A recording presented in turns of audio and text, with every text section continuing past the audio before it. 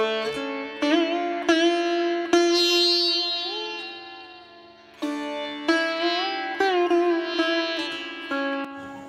Everyone, good morning. আমি স্বাতী, নতুন আরও একটি ঝলমলে ব্লগে সবাইকে ওয়েলকাম জানাচ্ছি।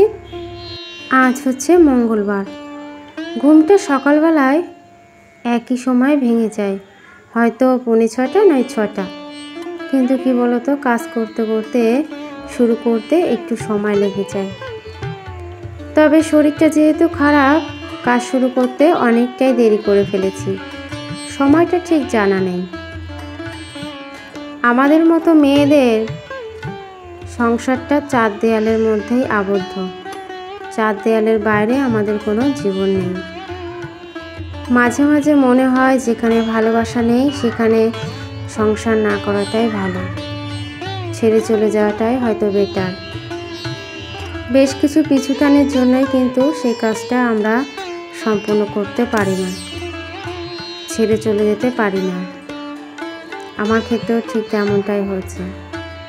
প্রত্যেকের পরিবারেই এক একজন নেগেটিভ মানুষ থাকে।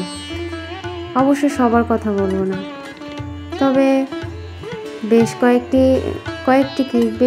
কিছু ঘরেই দেখতে পাবে একটা না একটা নেগেটিভ মানুষ আছে, যারা সবসময় দোষ খোঁজে, ভালো কাজেও দোষ খোঁজে। আমার বাড়িতে মানুষ আমরা 5 জন, কিন্তু তার মধ্যে নেগেটিভ মানুষ হচ্ছে আমার শাশুড়ি। সে সব কাজেই দোষ খোঁজে পরের মেয়ে, অথচ নিজের মেয়ে হলো রাজকন্যা। তার সাথে কারো তুলনাই হয় না। তার মতো পৃথিবীতে একটিও হয়তো মেয়ে হয় না। সে সংসার করতে অনেকটা বোঝে, সংসারটাকে মানিয়ে নিতে বোঝে। কিন্তু আমার মতো মেয়েরা সংসারটাকে কিভাবে চালাতে হয়, কিভাবে সংসার করতে হয় সেটা জানে না। প্রতি পদে পদে নেগেটিভ মানুষটা এটাই আমাকে বুঝিয়ে দেয়। এই কারণেই তোমাদের এই মানুষটাকে কখনো ভিডিওতে দেখায় না। যাই হোক, আমার কথা ছাড়ো, জীবনটা হয়তো এইরকমই। আর যতদিন বাঁচবো এরকম নেগেটিভ মন মানসিকতা নিয়েই আমাকে চলতে হবে।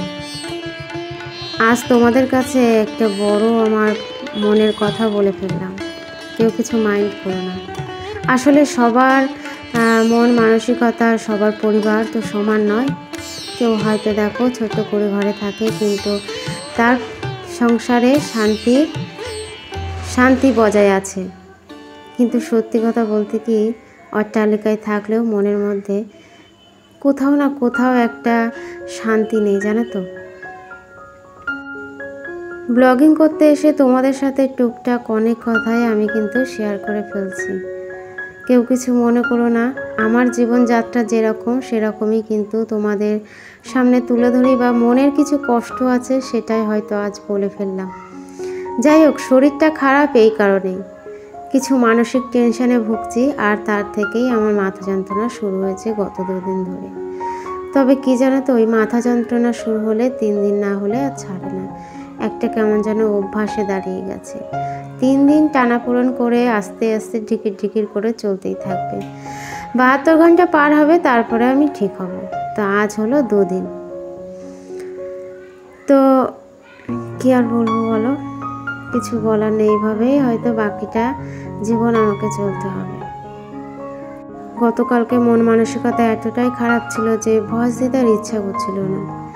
কিন্তু ভিডিওটা কি বলতো, কিছু কিছু ক্লিপ আমার তো তোলা ছিল কাজের মধ্যে, তোমাদের কাছে না আসতে পারলে না আমার ঠিক ভালো লাগে না। তোমরা আসো, কমেন্ট করো, লাইক করো, এই যে একটা ভালোবাসা না, সত্যি কথা বলতে কি বাড়ির মানুষগুলোর কাছেও হয়তো এতটুকু ভালোবাসা আমি পাইনি, জানো তো।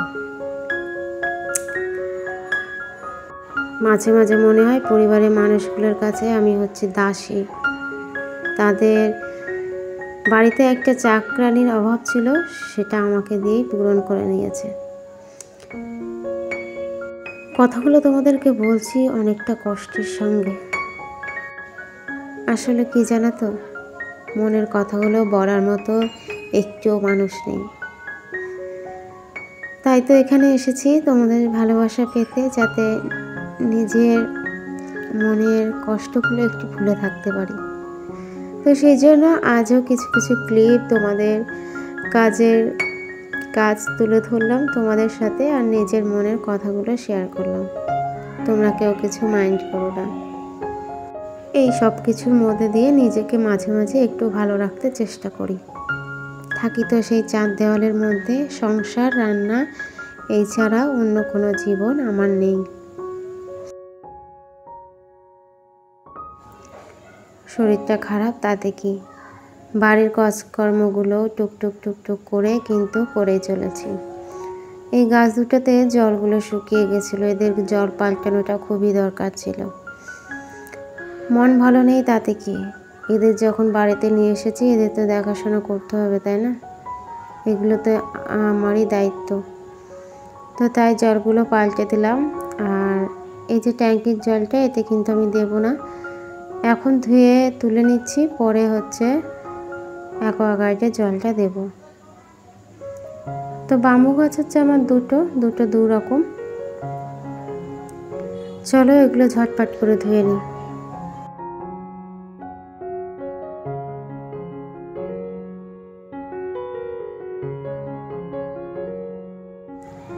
জানি না কবে সফলতা পাবো, আদেও পাবো কিনা তাও জানি না।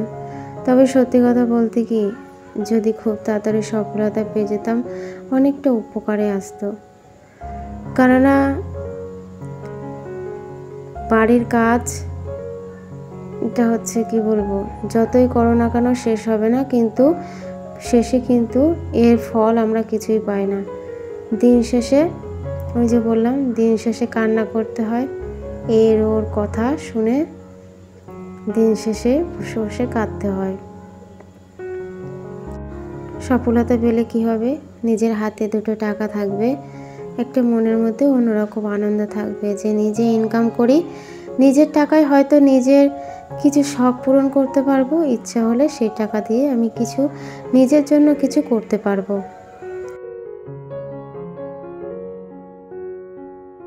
জানি না ভগবান আমাকে এই দিনটা কবে দেবে, আর দেবে কিনা তাও জানি না সত্যি বলতে কি। কেননা জীবনে না অনেক কিছুই পাইনি, না পেতে পেতে এখন কেমন যেন একটা মানে কোনো আশা নেই আর কি। জীবনযাত্রাটা এরকমইভাবেই চলছে, আর শেষটা যে কীভাবে হবে তাও জানি না। মাঝে মাঝে মনে হয় তো চলে যাব, কি হবে, যেখানে মানুষগুলো ভালোই বাসে না সেখানে থেকে কী লাভ। কিন্তু ওই যে পিছুটান, দুটো পিছুটান আছে, এই কারণেই যেতে পারি না।